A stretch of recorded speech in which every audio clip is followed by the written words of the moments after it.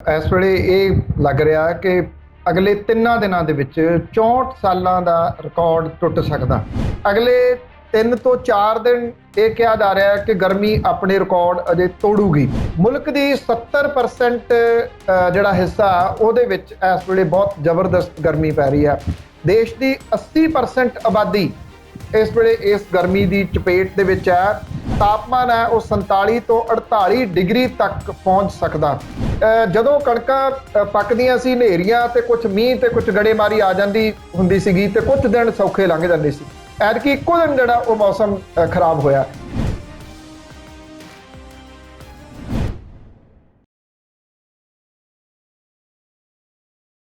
ਪੰਜਾਬ ਦੀ ਗੱਲ ਕਰੀਏ ਤੇ 42 ਡਿਗਰੀ ਸੈਲਸੀਅਸ ਅੱਜ ਦਾ ਤਾਪਮਾਨ ਹੈ। ਪੰਜਾਬ, ਉੱਤਰ ਪ੍ਰਦੇਸ਼, ਮੱਧ ਪ੍ਰਦੇਸ਼ ਤਪੇ ਪਏ ਨੇ, ਭੱਠ ਬਣ ਗਏ ਨੇ। ਗਲੋਬਲ ਵਾਰਮਿੰਗ ਬਹੁਤ ਵੱਧ ਗਈ ਹੈ। ਪਨੂੰ ਸਾਹਿਬ, ਕੀ ਕਾਰਨ ਹੈ ਕਿ ਇੱਥੋਂ ਤੱਕ ਪਹੁੰਚ ਗਏ ਹਾਂ ਅਸੀਂ?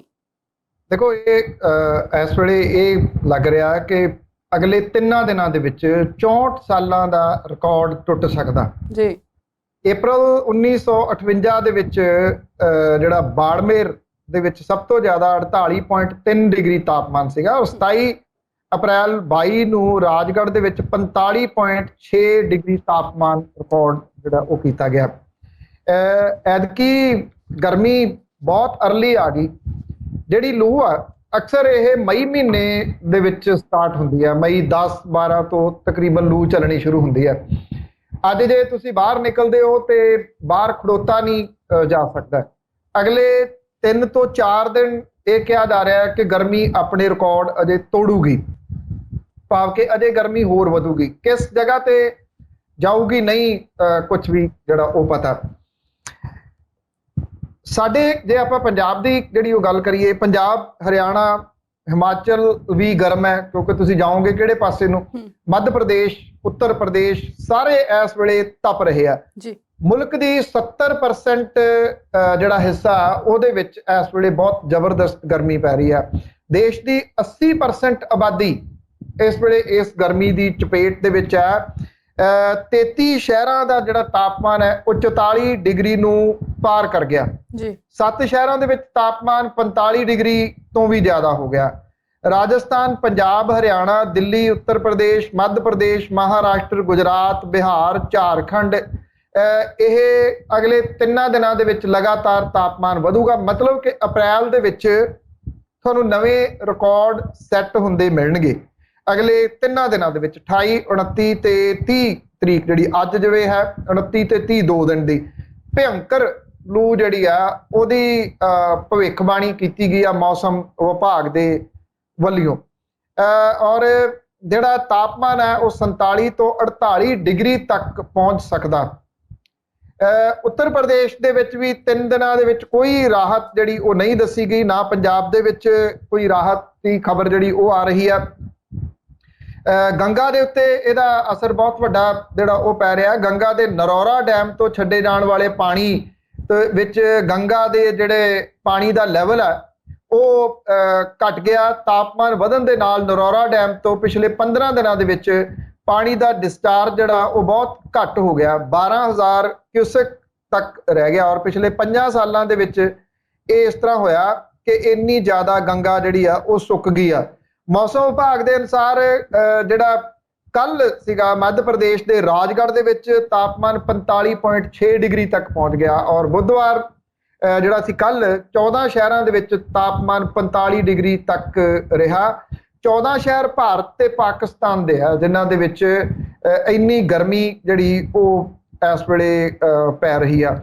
ਉਹਨਾਂ ਦੇ ਵਿੱਚ ਸੀਜ਼ਨ ਦਾ ਸਭ ਤੋਂ ਜ਼ਿਆਦਾ ਗਰਮ ਦਿਨ ਰਿਹਾ। 41.7 ਡਿਗਰੀ ਸੈਲਸੀਅਸ ਜਿਹੜਾ ਤਾਪਮਾਨ ਇੱਥੇ ਗਿਆ। ਕੁੱਲੂ ਦੇ ਵਿੱਚ ਟੂਰਿਸਟ ਰਿਵਰ ਰਾਫਟਿੰਗ ਜਿਹੜੀ ਆ ਜੀ ਉਹ ਜ਼ਰੂਰ ਹੋ ਰਹੀ ਆ। ਪਰ ਜੇ ਆਪਾਂ ਤਾਪਮਾਨ ਦੀ ਗੱਲ ਕਰੀਏ ਤੇ ਤਾਪਮਾਨ ਉੱਥੇ ਵੀ ਜਿਹੜਾ ਉਹ ਘੱਟ ਨੀਗਾ। ਗੰਗਾ ਨਗਰ ਭੱਠ ਬਣਿਆ ਪਿਆ। ਬਾੜਮੇਰ, ਫਲੌਦੀ, ਬੀਕਾਨੇਰ, ਜੈਸਲਮੇਰ ਸਾਰੇ ਦੇ ਸਾਰੇ 45 ਡਿਗਰੀ ਨੂੰ ਹੱਥ ਜਿਹੜਾ ਉਹ ਲਾ ਰਿਹਾ। ਜੇ ਤੁਸੀਂ ਗੱਡੀ ਦੇ ਵਿੱਚ ਜਦੋਂ ਅੰਦਰ ਬੈਠਦੇ ਹੋ ਤੇ ਗੱਡੀ ਦਾ ਜਿਹੜਾ ਅੰਦਰੂਨੀ ਤਾਪਮਾਨ ਹੈ ਉਹ ਤੁਹਾਨੂੰ 48 ਡਿਗਰੀ ਇੱਕਦਮ ਜਦੋਂ ਬੈਠਦੇ ਹੋ 48 ਡਿਗਰੀ ਤੱਕ ਸ਼ੋ ਕਰਦਾ ਕਿ ਅੰਦਰੂਨੀ ਤਾਪਮਾਨ, ਕਿਉਂਕਿ ਸ਼ੀਸ਼ੇ ਦੇ ਵਿੱਚ ਦੀ ਆ ਕੇ ਜਿਹੜੀ ਗਰਮੀ ਆ ਉਹ ਬਹੁਤ ਜ਼ਿਆਦਾ ਡਬਲ ਜਿਹੜੀ ਉਹ ਹੋ ਜਾਂਦੀ ਹੈ। ਇੱਕ ਤਾਂ ਜਿਹੜੀ ਸਭ ਤੋਂ ਜਿਹੜੀ ਵੱਡੀ ਗੱਲ ਹੈ ਉਹ ਇਹ ਆ ਕਿ ਜਿਹੜੇ ਜਦੋਂ ਤੁਸੀਂ ਬੈਠਦੇ ਹੋ ਗੱਡੀ ਦੇ ਵਿੱਚ ਉਦੋਂ ਉਹਦੇ ਸ਼ੀਸ਼ੇ ਕੁਝ ਮਿੰਟ ਦੇ ਵਾਸਤੇ ਖੋਲੋ, ਫਿਰ ਉਸ ਗੱਡੀ ਦੇ ਵਿੱਚ ਬੈਠੋ। ਨਹੀਂ ਤਾਂ ਇਹ ਕਿਹਾ ਜਾਂਦਾ ਹੈ ਕਿ ਜਿਹੜੀ ਅੰਦਰ ਉਹਦੇ ਗਰਮੀ ਇਕੱਠੀ ਹੋਈ ਆ ਉਹ ਤੁਹਾਨੂੰ ਵੱਡੀ ਬਿਮਾਰੀ ਜਿਹੜੀ ਆ ਉਹਨੂੰ ਸੱਦਾ ਦੇਣ ਵਾਲੀ ਗੱਲ ਹੁੰਦੀ ਹੈ ਕਿ ਉਹ ਜਿਹੜੀ ਪਲਾਸਟਿਕ ਦੇ ਕਿਉਂਕਿ ਇੰਟੀਰੀਅਰ ਨੇ ਜਿਹੜੇ ਉਹਦੇ ਵਿੱਚੋਂ ਜਿਹੜੀ ਗੈਸ ਟਾਈਪ ਦੀ ਨਿਕਲਦੀ ਆ ਉਹ ਸਕਿਨ ਕੈਂਸਰ ਵਰਗੀਆਂ ਬਿਮਾਰੀਆਂ ਜਿਹੜੀਆਂ ਨੇ ਉਹਦੇ ਵਾਸਤੇ ਕਿਹਾ ਜਾਂਦਾ ਕਿ ਬੜੀ ਖਤਰਨਾਕ ਹੈ ਉਹ। ਤੇ ਇਸ ਕਰਕੇ ਇੰਨਾ ਕੁ ਧਿਆਨ ਜਿਹੜਾ ਉਹ ਜ਼ਰੂਰ ਰੱਖੋ। ਦੂਸਰੀ ਗੱਲ ਜਿਹੜੀ ਸਭ ਤੋਂ ਵੱਡੀ ਇਸ ਵੇਲੇ ਚੱਲ ਰਹੀ ਹੈ ਜੀ ਉਹ ਹੈ ਗਲੋਬਲ ਵਾਰਮਿੰਗ ਦੀ, ਕਿ ਗਲੋਬਲ ਵਾਰਮਿੰਗ ਕਿਸ ਲੈਵਲ ਤੱਕ ਜਿਹੜੀ ਉਹ ਚਲੀ ਗਈ ਹੋਈ ਹੈ। ਇਹਦੇ ਵਾਸਤੇ ਕੋਈ ਕਿਸੇ ਨੂੰ ਕਸੂਰਵਾਰ ਠਹਿਰਾਈ ਜਾਂਦਾ, ਕੋਈ ਕਿਸੇ ਨੂੰ ਕਸੂਰਵਾਰ ਠਹਿਰਾਈ ਜਾਂਦਾ। ਆਪਣੇ ਉੱਤੇ ਜ਼ਿੰਮੇਵਾਰੀ ਲੈਣ ਦੇ ਵਾਸਤੇ ਕੋਈ ਤਿਆਰ ਨਹੀਂ ਜੀ। ਨਾ ਕਿਸਾਨ ਇਹਦੀ ਜ਼ਿੰਮੇਵਾਰੀ ਲੈਣ ਲਈ ਤਿਆਰ ਨੇ, ਨਾ ਇੰਡਸਟਰੀ ਇਹਦੀ ਜ਼ਿੰਮੇਵਾਰੀ ਲੈਣ ਦੇ ਵਾਸਤੇ ਤਿਆਰ ਹੈ, ਨਾ ਕੋਈ ਇੰਡੀਵਿਜੂਅਲ ਲੋਕ ਜਿਹੜੇ ਨੇ ਉਹ ਇਹਦੀ ਜ਼ਿੰਮੇਵਾਰੀ ਲੈਣ ਦੇ ਵਾਸਤੇ ਤਿਆਰ ਨੇ।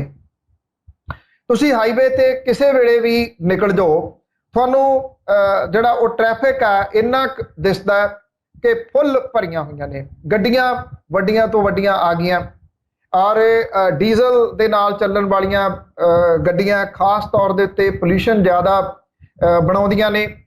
ਜਦੋਂ ਤਾਪਮਾਨ ਇੰਨਾ ਹੈ ਤੇ ਉਹ ਤੁਸੀਂ ਅੰਦਾਜ਼ਾ ਲਾ ਸਕਦੇ ਹੋ ਕਿ ਕਿਸ ਪਾਸੇ ਵੱਲ ਨੂੰ ਜਾਂਦਾ। ਮੇਰੇ ਕੁਝ ਦੋਸਤ ਹੁਣੇ ਗਏ ਜਿਹੜੇ ਇੱਧਰੋਂ ਬਠਿੰਡੇ ਤੋਂ ਆਏ ਹੋਏ ਸੀਗੇ, ਉਹ ਦੱਸ ਰਹੇ ਸੀਗੇ ਕਿ ਰਸਤੇ ਦੇ ਵਿੱਚ ਜਿਹੜੀ ਲੱਗੀ ਅੱਗ ਹੈ ਨਾੜ ਵਾਲੀ, ਉਹਨੇ ਸਾਈਡਾਂ ਸਾਰੀਆਂ ਦੇ ਉੱਤੇ ਅੱਗ ਲੱਗੀ ਹੋਈ ਆ। ਉਹ ਅੱਗ ਜਿਹੜੇ ਹਾਈਵੇ ਦੇ ਵਿਚਾਲੇ ਜਿਹੜੀ ਥਾਂ ਛੱਡੀ ਹੁੰਦੀ ਉਹਦੇ ਉੱਤੇ ਵੀ ਪਹੁੰਚੀ ਹੋਈ ਆ, ਉਹ ਤੋਂ ਟੱਪ ਕੇ ਦੂਜੇ ਪਾਸੇ ਵੀ ਜਾ ਕੇ ਲੱਗੀ ਹੋਈ ਆ। ਆਪਾਂ ਕੱਲ ਵੀ ਵਿਸਥਾਰ ਦੇ ਵਿੱਚ ਗੱਲ ਕੀਤੀ ਸੀਗੀ ਕਿ ਕਿਵੇਂ ਮੂਣਕ ਨੇੜਲੇ ਜਿਹੜੇ ਕੁਝ ਪਿੰਡ ਸੀ, ਅੱਧੀ ਦਰਜਨ ਦੇ ਕਰੀਬ, ਉਹਨਾਂ ਨੂੰ ਅੱਗ ਨੇ ਆਪਣੀ ਲਪੇਟ ਦੇ ਵਿੱਚ ਲੈ ਲਿਆ। ਜਿਹੜੀਆਂ ਚਿਮਨੀਆਂ ਦੇ ਵਿੱਚੋਂ ਨਿਕਲਦਾ ਧੂਆਂ, ਹੁਣ ਸਮੱਸਿਆ ਇਹ ਆ ਕਿ ਉਹਨੂੰ ਕਿਵੇਂ ਬੰਦ ਕੀਤਾ ਜਾਵੇ। ਇੰਡਸਟਰੀ ਤੁਸੀਂ ਛੱਡ ਨਹੀਂ ਸਕਦੇ, ਇੰਡਸਟਰੀ ਬੰਦ ਨਹੀਂ ਕਰ ਸਕਦੇ। ਕਿਸਾਨ ਨਹੀਂ ਮੰਨਦਾ, ਉਹ ਕਹਿੰਦਾ ਮੈਂ ਤਾਂ ਅੱਗ ਲਾਉਂਗਾ ਹੀ ਲਾਉਂਗਾ। ਵੱਡੀਆਂ ਗੱਡੀਆਂ ਜਾਂ ਜਿਵੇਂ ਇੱਕ ਗੱਲ ਚੱਲਦੀ ਆ ਜਿਹੜਾ ਅਰਥ ਡੇ ਹੁੰਦਾ ਇੱਕ ਦਿਨ, ਵਿਦੇਸ਼ਾਂ ਦੇ ਵਿੱਚ ਇਸ ਅਰਥ ਡੇ ਦਾ ਬਹੁਤ ਵੱਡਾ ਮਹੱਤਵ ਹੈ। ਲਾਈਟਾਂ ਬੰਦ ਕੀਤੀਆਂ ਜਾਂਦੀਆਂ ਨੇ। ਉਹ ਗਲੋਬਲ ਵਾਰਮਿੰਗ ਦੀ ਵਜ੍ਹਾ ਕਰਕੇ ਲੋਕਾਂ ਨੂੰ ਅਵੇਅਰਨੈਸ ਜਿਹੜੀ ਆ ਉਹਦੇ ਵਾਸਤੇ ਕ੍ਰੀਏਟ ਕੀਤੀ ਜਾਂਦੀ ਹੈ। ਜਦੋਂ ਤੋਂ ਜਿਹੜੀ ਖੁੱਲੀ ਮੰਡੀ ਹੋ ਗਈ ਉਦੋਂ ਤੋਂ ਮੇਰੀ ਜਾਚੇ ਇਹ ਗਲੋਬਲ ਵਾਰਮਿੰਗ ਇਸ ਕਰਕੇ ਵਧਣੀ ਸ਼ੁਰੂ ਹੋ ਗਈ ਕਿ ਪਹਿਲਾਂ ਜਿਹੜਾ ਜਿੰਦਾ ਕੁੰਡਾ ਕਿਸੇ ਟਾਈਮ ਹੁੰਦਾ ਸੀਗੀਆਂ ਜਿਹੜੀਆਂ ਇੰਟਰਨੈਸ਼ਨਲ ਆਰਗੇਨਾਈਜੇਸ਼ਨਸ ਨੇ, ਉਹਨਾਂ ਦਾ ਉਹ ਲਗਭਗ ਸਮਾਪਤ ਹੋ ਗਿਆ। ਉਹ ਜਿੰਦਾ ਕੁੰਡਾ ਰਿਹਾ ਨਹੀਂ। ਮੁਲਕਾਂ ਨੇ ਵਪਾਰ ਜਿਹੜਾ ਇੱਕ ਦੂਜੇ ਦੇ ਨਾਲ ਉਹੀ ਜ਼ਿਆਦਾ ਪਹਿਲ ਦੇ ਆਧਾਰ ਦੇ ਉੱਤੇ ਰੱਖ ਲਿਆ ਔਰ ਉਹਦੇ ਵਪਾਰ ਤੋਂ ਬਿਨਾਂ ਉਹ ਕੁਝ ਹੋਰ ਸੋਚਣ ਦੇ ਵਾਸਤੇ ਤਿਆਰ ਨਹੀਂ। ਜਿਹੜੀਆਂ ਗੈਸਾਂ ਨੇ ਉਹ ਕਿਸ ਤਰੀਕੇ ਦੇ ਨਾਲ ਚੱਲ ਰਹੀਆਂ ਨੇ, ਤੁਸੀਂ ਅੰਦਾਜ਼ਾ ਲਾਓ। ਜਦੋਂ ਆਪਾਂ ਕਿਤੇ 에ਅਰਪੋਰਟ ਦੇ ਉੱਤੇ ਜਦੋਂ ਜਾਂਦੇ ਆ ਕਿ ਜਿਹੜੇ ਬਹੁਤ ਬਿਜ਼ੀ 에ਅਰਪੋਰਟ ਨੇ, ਜਿਨ੍ਹਾਂ ਦੇ ਵਿੱਚ ਦਿੱਲੀ ਦਾ 에ਅਰਪੋਰਟ ਵੀ ਹੈਗਾ ਇੰਟਰਨੈਸ਼ਨਲ 에ਅਰਪੋਰਟ, ਉਹਦੇ ਤੋਂ ਕਿੰਨੇ ਮਿੰਟ ਦੇ ਵਿੱਚ ਕਿੰਨੀਆਂ ਫਲਾਈਟਾਂ ਜਿਹੜੀਆਂ ਉਹ ਚੜ੍ਹਦੀਆਂ ਨੇ, ਉੱਤੇ ਵੀ ਕੀ ਹਾਲਾਤ ਜਿਹੜੇ ਉਹ ਬਣ ਰਹੇ ਹੋਣਗੇ। ਜਿਹੜਾ ਗਲੇਸ਼ੀਅਰ ਹੈ ਉਹ ਕਿੰਨੀ ਤੇਜ਼ੀ ਦੇ ਨਾਲ ਪਿਘਲ ਰਹੇ ਆ। ਮੈਂ ਇੱਕ ਦਿਨ ਰਿਪੋਰਟ ਪੜ੍ਹ ਰਿਹਾ ਸੀਗਾ ਕਿ ਜਿਹੜਾ ਮੁੰਬਈ ਦੇ ਵਿੱਚ ਸੀ ਲਿੰਕ ਹੈ ਜਾਂ ਜਿਹੜਾ ਇੱਕ ਧਾਰਮਿਕ ਸਥਾਨ ਬਣਿਆ ਹੋਇਆ ਸਮੁੰਦਰ ਦੇ ਵਿੱਚ, ਉਹ ਸਮਾ ਜਾਣਗੇ ਆਉਂਦੇ ਸਾਲਾਂ ਦੇ ਦੌਰਾਨ। ਅਕਸਰ ਸਾਡਾ ਵੇਸਲਾਪਣ ਇੰਨਾ ਜ਼ਿਆਦਾ ਹੋ ਗਿਆ ਕਿ ਅਸੀਂ ਇੱਕ ਘਰ ਦੇ ਵਿੱਚ 4-4 5-5 ਏਸੀ ਲਾਏ ਹੋਏ ਨੇ। ਜਿਹੜੇ ਗਰਮੀ ਦੇ ਦਿਨ ਨੇ, ਕਦੀ ਕੋਈ ਨਹੀਂ ਇਹ ਸੋਚਦਾ ਕਿ ਚਲੋ ਇਸ ਤਰੀਕੇ ਦੇ ਨਾਲ ਕੱਢ ਲੈ ਜਾਣ ਕਿ ਇੱਕ ਏਸੀ ਚਲਾ ਲਓ। ਮੈਂ ਨਹੀਂ ਇਹ ਕਹਿੰਦਾ ਕਿ ਤੁਸੀਂ ਏਸੀ ਨਾ ਚਲਾਓ, ਜਿਹੜਾ ਅਫੋਰਡ ਕਰਦੇ ਨੇ ਉਹ ਏਸੀ ਚਲਾਉਣ, ਪਰ ਹਰ ਕਮਰੇ ਦੇ ਵਿੱਚ ਇੱਕ ਏਸੀ ਲੱਗਾ ਹੋਣਾ ਉਹ ਕਿੰਨੀ ਹੀਟ ਪੈਦਾ ਕਰ ਰਿਹਾ। ਜਦੋਂ ਅਸੀਂ ਕਿਤੇ ਖੜੇ ਆ, ਜੇ ਗੱਡੀ ਸਟਾਰਟ ਰੱਖ ਰਹੇ ਆ, ਘੰਟਾ ਗੱਡੀ ਸਟਾਰਟ ਰੱਖ ਰਹੇ ਆ, ਉਹ ਕਿੰਨੀ ਤਪਸ਼ ਪੈਦਾ ਕਰ ਰਿਹਾ। ਜਿਹੜਾ ਨਾੜ ਨੂੰ ਅੱਗ ਲਾਈ ਜਾ ਰਹੀ ਆ ਉਹ ਕਿੰਨੀ ਤਪਸ਼ ਪੈਦਾ ਕਰ ਰਿਹਾ। ਕੱਲ ਨੈਸ਼ਨਲ ਗ੍ਰੀਨ ਟ੍ਰਿਬਿਊਨਲ ਨੇ ਲੁਧਿਆਣੇ ਦਾ ਦੌਰਾ ਕੀਤਾ।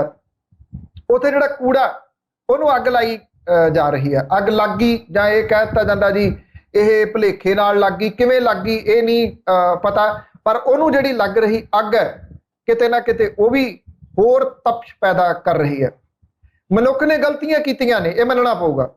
ਜਿਹੜੀ ਤਰੱਕੀ ਆ ਉਹ ਡਿਫਰੈਂਟ ਐਂਗਲ ਤੋਂ ਵੇਖੋ ਤਾਂ ਮੈਨੂੰ ਇਹ ਲੱਗਦਾ ਕਿ ਮਨੁੱਖ ਜਿਹੜਾ ਉਹ ਇਹਦੇ ਵਿੱਚ ਫਸ ਕੇ ਰਹਿ ਗਿਆ ਬਹੁਤ ਬੁਰੇ ਤਰੀਕੇ ਦੇ ਨਾਲ ਜੀ। ਇਹਦੇ ਵਿੱਚੋਂ ਨਿਕਲਣਾ ਕਿਵੇਂ ਆ? ਉਹਦੇ ਵਾਸਤੇ ਹਰ ਵਿਅਕਤੀ ਨੂੰ ਕੁਝ ਨਾ ਕੁਝ ਇੰਡੀਵਿਜੂਅਲ ਤੌਰ ਦੇ ਉੱਤੇ ਸੋਚਣਾ ਪਊਗਾ। ਤੁਸੀਂ ਸੋਚੋ ਜਿਸ ਤਰੀਕੇ ਦੇ ਨਾਲ ਇਹ ਗਰਮੀ ਜਾ ਰਹੀ ਆ, ਅਪ ਤੁਰੀ ਜਾ ਰਹੀ ਆ, ਹਰ ਸਾਲ ਜਦੋਂ ਪਿਛਲੀ ਵਾਰੀ ਆਪਾਂ ਦੇਖਦੇ ਆ ਕਿ 42 ਸੀਗਾ, ਅੱਜ ਹੁਣ ਕਹਿੰਦੇ ਆ ਕਿ 45 ਆ। ਅਗਲੇ ਸਾਲ ਜਦੋਂ ਇਹਦਾ ਮਤਲਬ ਇਹ ਆ ਕਿ ਅੱਜ ਦੇ ਦਿਨਾਂ ਨੂੰ ਅਪ੍ਰੈਲ ਦੇ ਮਹੀਨੇ ਦੇ ਵਿੱਚ ਅਸੀਂ 47 48 ਨੂੰ ਟੱਚ ਕਰਾਂਗੇ। ਵੈਸੇ ਤਾਂ ਟੱਚ ਅਗਲੇ 2 ਦਿਨਾਂ ਦੇ ਵਿੱਚ ਹੀ ਕਰਨ ਦੀ ਉਮੀਦ ਆ 47 48 ਨੂੰ। ਜਦੋਂ ਕਣਕਾਂ ਪੱਕਦੀਆਂ ਸੀ, ਹਨੇਰੀਆਂ ਤੇ ਕੁਝ ਮੀਂਹ ਤੇ ਕੁਝ ਗੜੇਮਾਰੀ ਆ ਜਾਂਦੀ ਹੁੰਦੀ ਸੀਗੀ ਤੇ ਕੁਝ ਦਿਨ ਸੌਖੇ ਲੰਘ ਜਾਂਦੇ ਸੀ। ਐਤਕੀ ਇੱਕੋ ਦਿਨ ਜਿਹੜਾ ਉਹ ਮੌਸਮ ਖਰਾਬ ਹੋਇਆ। ਜਿਹੜਾ ਮੌਸਮ ਵਿਭਾਗ ਹੈ ਜੇ ਉਹਦੀ ਮੰਨਦੇ ਆ, ਉਹ ਕਹਿੰਦੇ ਆ ਕਿ ਇਸ ਵਾਰੀ ਹਵਾਵਾਂ ਜਿਹੜੀਆਂ ਨੇ ਉਹਨਾਂ ਨੇ ਆਪਣੇ ਰੁਖ ਬਦਲੇ ਆ। ਮੈਂ ਅੱਜ ਹੀ ਇੱਕ ਰਿਪੋਰਟ ਪੜ੍ਹ ਰਿਹਾ ਸੀ, ਉਹ ਕਹਿੰਦੇ ਆ ਕਿ ਜਿਹੜੀ ਇਹ ਇੰਨੇ ਵਾਰਮ ਹੋਇਆ ਪਿਆ, ਇੰਨੀ ਗਰਮੀ ਹੋਈ ਪਈ ਆ, ਇਹ ਸੰਕੇਤ ਆ ਕਿ ਮੌਨਸੂਨ ਭਰਵੀਂ ਆਊਗੀ। ਹੁਣ ਇਸ ਚੀਜ਼ ਦੇ ਉੱਤੇ ਤਾਂ ਯਕੀਨ ਕਰਕੇ ਨਹੀਂ ਨਾ ਚੱਲਿਆ ਜਾ ਸਕਦਾ ਕਿ ਮੌਨਸੂਨ ਭਰਵੀਂ ਆਊਗੀ। ਇਹੀ ਮੌਸਮ ਵਿਭਾਗ ਬਾਅਦ ਦੇ ਵਿੱਚ ਇਹ ਕਹਿਣ ਲੱਗ ਜਾਂਦਾ ਮੌਨਸੂਨ ਜਿਹੜੀ ਉਹ ਕਮਜ਼ੋਰ ਹੋ ਗਈ। ਜਿੰਨੀ ਦੇਰ ਤੱਕ ਮਨੁੱਖ ਨੇ ਇਸ ਪਾਸੇ ਵੱਲ ਹਰ ਇੰਡੀਵਿਜੂਅਲ ਨੇ ਨਾ ਸੋਚਣਾ ਸ਼ੁਰੂ ਕੀਤਾ ਤਾਂ ਮੈਨੂੰ ਇਹ ਲੱਗਦਾ ਕਿ ਅਸੀਂ ਅਗਲੀਆਂ ਪੀੜ੍ਹੀਆਂ ਦੇ ਵਾਸਤੇ ਤਾਂ ਖੂਹ ਪੱਟ ਹੀ ਰਹੇ ਹਾਂ, ਅਸੀਂ ਆਪਣੇ ਆਪ ਦੇ ਵਾਸਤੇ ਖੂਹ ਇੱਕ ਪੱਟ ਲਿਆ ਹੋਇਆ ਲਗਭਗ। ਜੀ ਬਿਲਕੁਲ ਸਹੀ ਸੰਦੇਸ਼ ਤੁਸੀਂ ਦਿੱਤਾ ਕਿ ਆਉਣ ਵਾਲੀਆਂ ਪੀੜ੍ਹੀਆਂ ਵਾਸਤੇ ਸਾਨੂੰ ਖੂਹ ਨਹੀਂ ਪੁੱਟਣਾ ਚਾਹੀਦਾ ਤੇ ਆਪਣੀ ਆਪਣੀ ਜਿਹੜੀ ਜ਼ਿੰਮੇਵਾਰੀ ਆ ਉਹਨੂੰ ਸਮਝਣਾ ਚਾਹੀਦਾ ਹੈ।